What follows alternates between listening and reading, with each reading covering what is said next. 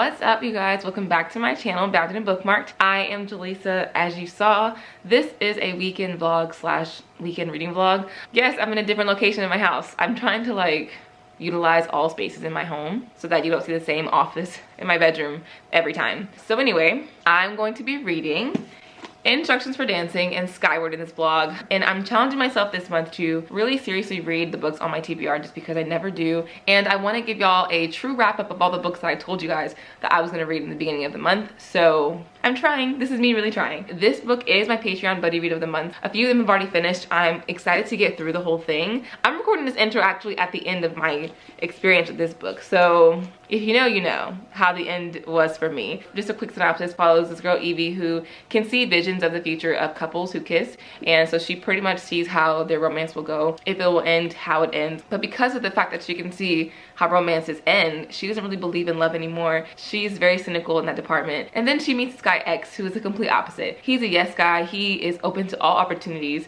and he just wants to love and to be loved and to experience life. And there's a reason for that. So if you want to know, you should read the book, because I'm not going to tell you in the vlog, but read the book so you'll find out. Next, I will be reading Skyward in this vlog. I'm not going to finish this book in the vlog. I already know it's just really long, and I don't have time to finish this whole book in one weekend. It's just not plausible for me. But Skyward follows Spencer. She's this girl who wants to become a pilot, and they live on the planet called Detritus, something like that. Pretty much they're like the descendants of humans, like from Earth, and they fight off these things called the Krell, which are aliens, and she wants to follow in her father's footsteps and also become a pilot just like him. Unfortunately, she gets stuck with her reputation and her family's reputation to be trashed, and she wants to change that. She wants to bring honor to her family's name again, so that's a whole thing. However, there are people in the mix in this story who are going to make it very difficult for Spencer to even get into the pilot academy, let alone fly a ship. So we'll see how this goes. Today is a reading vlog, as you saw from my intro video, and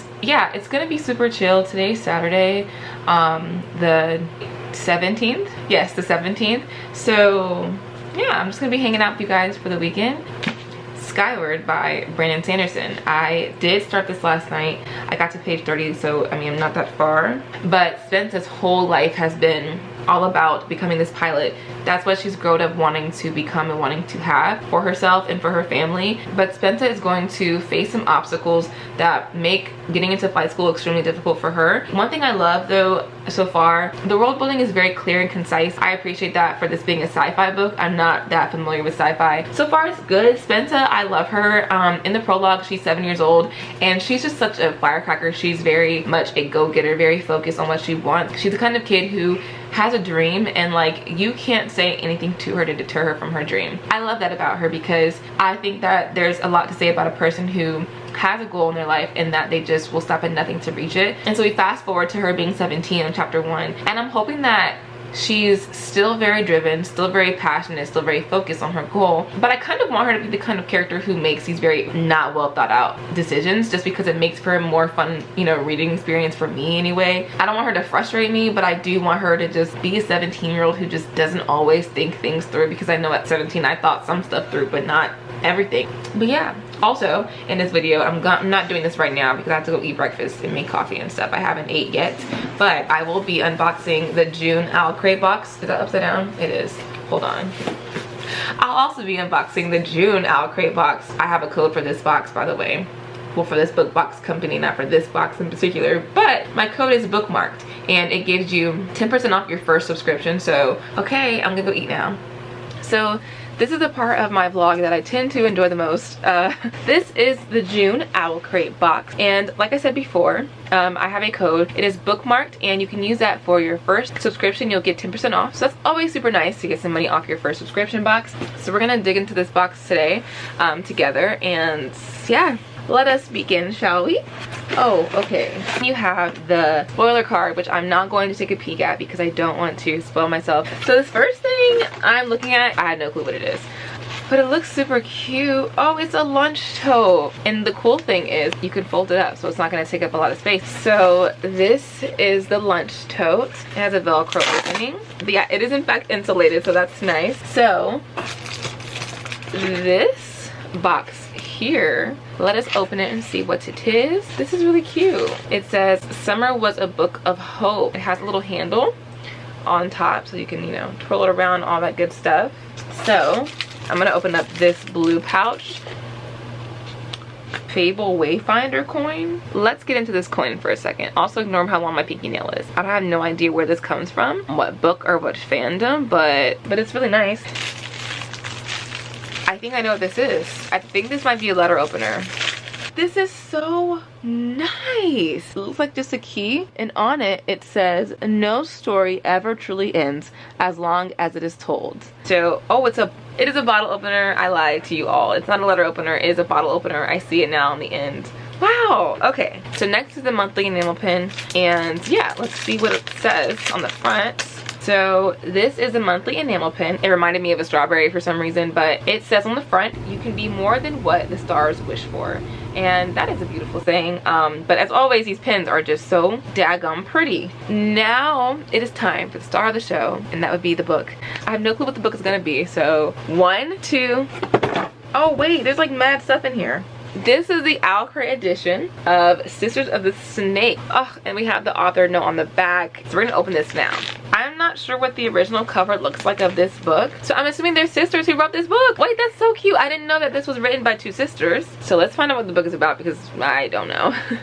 Princess Rani has heard the whispers. Snake Princess, they call her. A girl with fangs for teeth. Her people fear her. Yet her father doesn't believe her capable of ruling. Rhea is the quickest thief this side of the Var River. That's why she's still alive. But when she's conscripted into a looming war, she knows she has to be quicker than ever before to elude the royal army's grasp. These 2 lives collide, turning everything upside down because Rhea and Rani, orphan and princess, are unmistakably identical. A deal is struck. Both can get what they want if they switch places for less than 1 moon's time. But danger lurks in both worlds, and the 2 are thrust into a race to unravel a mysterious prophecy and locate a long-lost mythical object. To save their home, thief and royal must work together or watch it all fall into ruin. So let's look underneath the dust jacket. So let us see. This is really beautiful. We have 2 snakes here, maybe 2 twin snakes, I would presume. Just take this dust jacket off. I love it. I have no idea what this scene even is, but you know what? I plan to find out quite soon. But now we have some character art we can get into. I have no idea who these people are, but this is really pretty. Okay, cool. This is from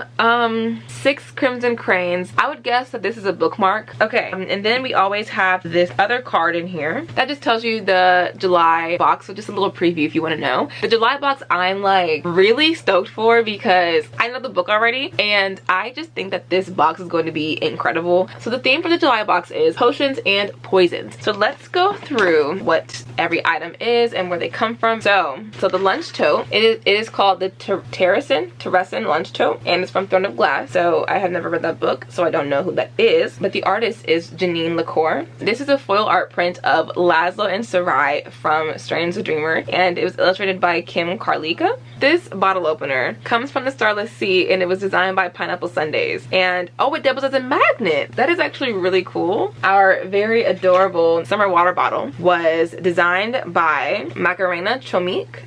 The water bottle is inspired by Aristotle and Dante discovered the secrets of the universe. The Flip the Decision coin is from the Fable duology. So now we have the information on the book, and it says deadly magic, hidden temples, and dark prophecies. Sisters of the Snake is an action-packed, immersive fantasy that will thrill you until the very end. Artist Paulina Hanunami created atmospheric reverse dust jacket artwork just for this box. And so the monthly pen is designed by Icy Designs, and it's from the Ruby Bloodstone. That's really cool. This box was exquisite. I hope that y'all enjoyed my little unboxing. Time to read.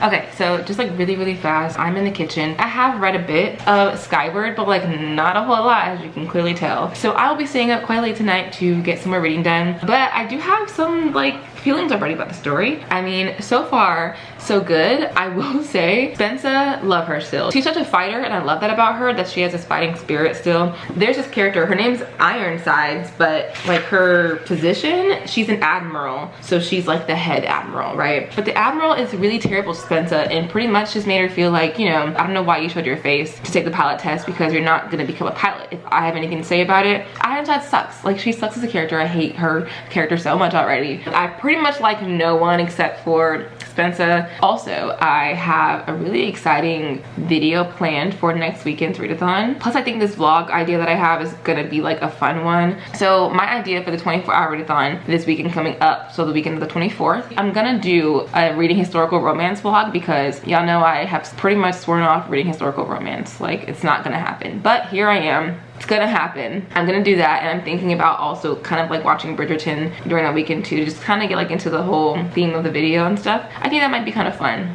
Anyway, I'm rambling now because I can't tell you about my book because I didn't read crap today. So now I'm just, my mom's laughing again. Y'all know, we just have loud laughs over here, and you know what? I love her laugh, so you keep laughing, Mom.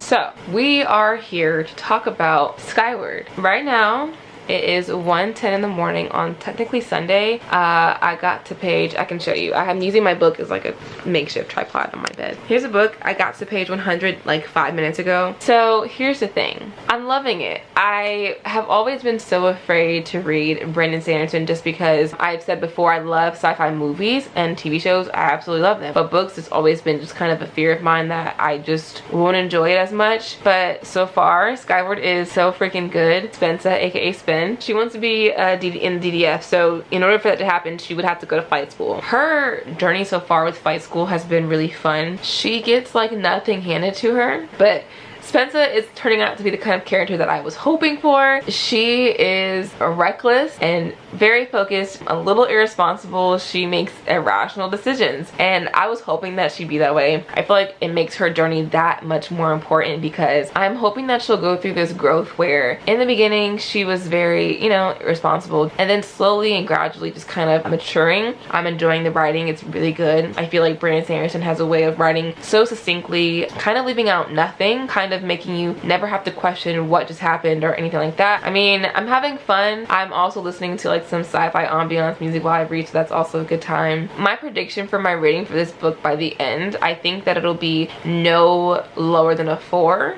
based on how it's going. I gotta also say, the people in this book treat Spen so bad. Like, this girl has gone through so much already to be only 17, but then to also have to kind of prove yourself amongst people, some people who have proven nothing up to this point, just that they were born to aristocrats, you know what I mean? I want her to succeed so bad. So if you can't tell, I'm having a good time. Let us discuss where I'm at in Instructions for Dancing by Nicole Yoon. I'm 100 pages out from finishing, so very, very close. I think my thoughts have changed on it a bit. Earlier today, I was talking to my friend about this book. I was telling her how much I loved the main characters, both Evie and Xavier. I thought that the story was going in a great direction. The thing about this book, it centers Evie. She's able to see the future of couples when they kiss. The whole point of the book is supposed to be like surrounding X and Evie, getting to know each other and then dancing together. For the first 60 or so pages, you definitely get a strong sense of Evie being against love and against relationships, and X being like this yes man, this guy who's just super open, and you get a good sense of like the ballroom area. You're in that environment quite a bit in the beginning of the book. Eventually, you know, because they're kind of not friends and not getting along per se, their dance teacher wants them to get to know each other outside of the studio. So we go into like this section of the book where we're focusing on Evie and X's relationship outside of dancing, but we're so heavily focused in that moment. I haven't seen them dance in quite a while. I'm hoping that the dancing comes back into play very soon because I was looking forward to that a lot. The other thing that is just really hurting me to say, like paining me to say, because I was loving Evie up until page 130 exactly. I'm seeing her now become a huge hypocrite, and she even says that she's being hypocritical. I just am not a fan of that. I'm not a fan of Evie's mother. I feel like what she's asking Evie to do. Evie has a younger sister. Her sister's very oblivious to what happened between their mother and their father. She just thinks that they fell out of love and that was it. What I don't appreciate in this book, and this is more for the story, not like Nicole's writing ability, but I don't like like the mother because she's asking Evie to keep that secret from her sister, but it's causing this rift between the two of them. I don't like secrets that are keeping family members apart. Like, I just have never been okay with that. So that being in this book is turning me off like a lot, like from the mother, and it's making me have sympathy for Evie because that sucks to have to carry that burden and that secret and not be able to tell her sister. It puts Evie in this really crappy situation, but I'm thinking that based on some of my patrons' reactions that the end will make up for what I'm lacking right now. Now, the plan for the rest of the day today, let's talk about that.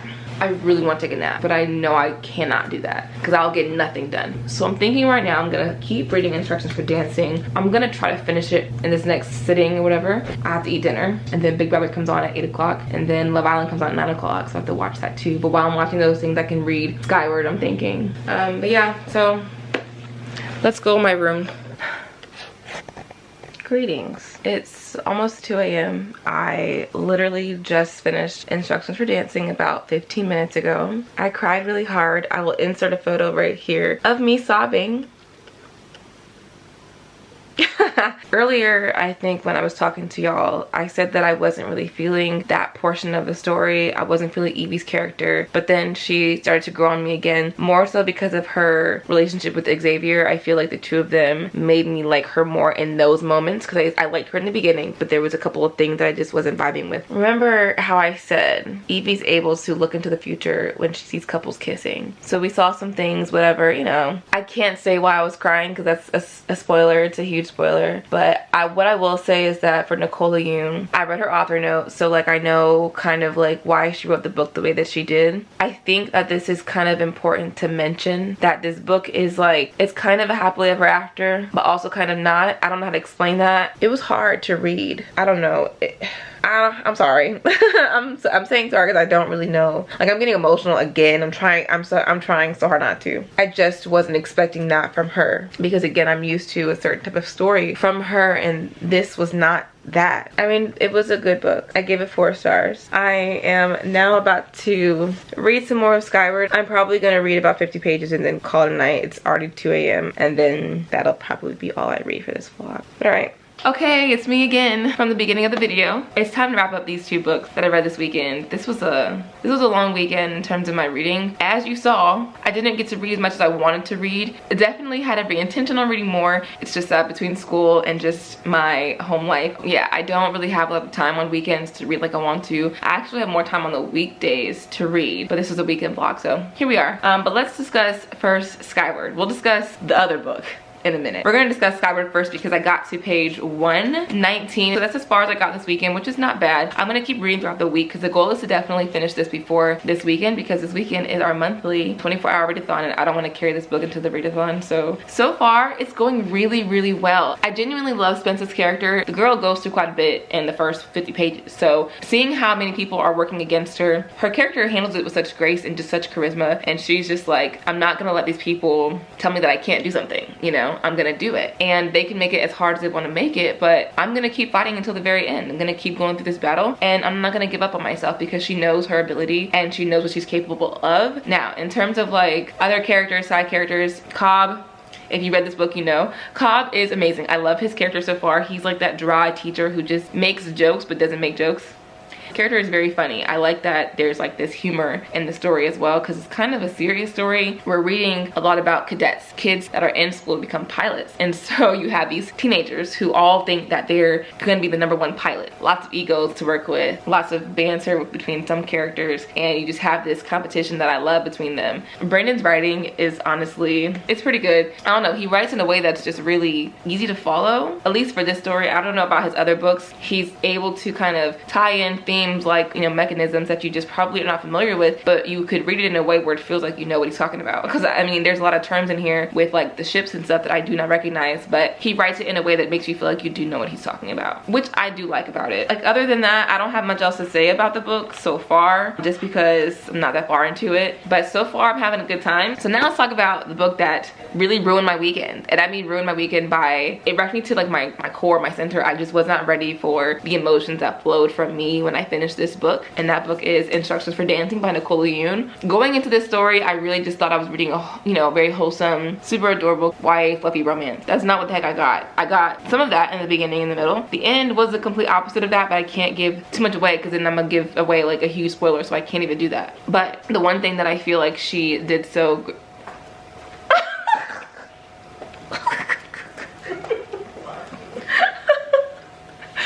Where was I going with that thought? So I'm not gonna go into like detail about the characters or even the parts that I read, because if you watched to this part of the video, then you know how I was feeling about the book. But Nicole Yoon in the past, I mean, I never really had super strong emotional responses to her previous books. In every book that she's written, I've related to the main characters in some kind of way. So that's always been really nice that she continuously writes characters who are easily relatable. The only downside to this book that I did have was I kind of got lost in the middle of the book just because I stopped understanding the main character. I just didn't like some of the things that she was doing, some of the actions she was taking, because it felt very hypocritical of her. So I'm not a big fan of hypocrites. I mean, I don't think anyone is really, but aside from that, I mean, I had no complaints about this book. I gave it 4 stars, maybe even 4.5 stars. It's just missing that 5 mark because that middle section where I just was kind of not feeling the story anymore. And then of course, I do feel like the dancing element only was in the beginning and then at the very end, and I kind of wanted it incorporated a little bit more in the book. But I can mention that there were a few storylines in here that I feel like were too quickly wrapped up. I don't think it had enough time to kind of be felt throughout the, you know, the story. I do feel as though with Evie and her mom and Evie and her dad, that wrap-up portion was done too fast for my liking. And the book was still really great to me. It's still a book I would recommend to people. I will say that if maybe like divorce and death are things that are hard for you to read in a story, I wouldn't pick this up, because those 2 things are in this book. I didn't know. I had no clue. So I feel like I need to warn some people just in case, like, you know, because I mean, I'm glad I read the book, but I could have definitely waited a while longer to read this book. I'm still conflicted about which one I think is my favorite between this one and Everything Everything. I don't know. I can't decide which one my favorite. I love them all equally. They all share my love. So we're gonna leave it at that because I can't just pick one. So anyway, that is in fact the end of my reading vlog. So I hope that y'all enjoyed it and had fun hanging out with me this weekend. It was a good time. All right. Y'all know I hate ending videos because that's always so weird. So I'm just gonna say I'll see you in my next video. Okay, bye.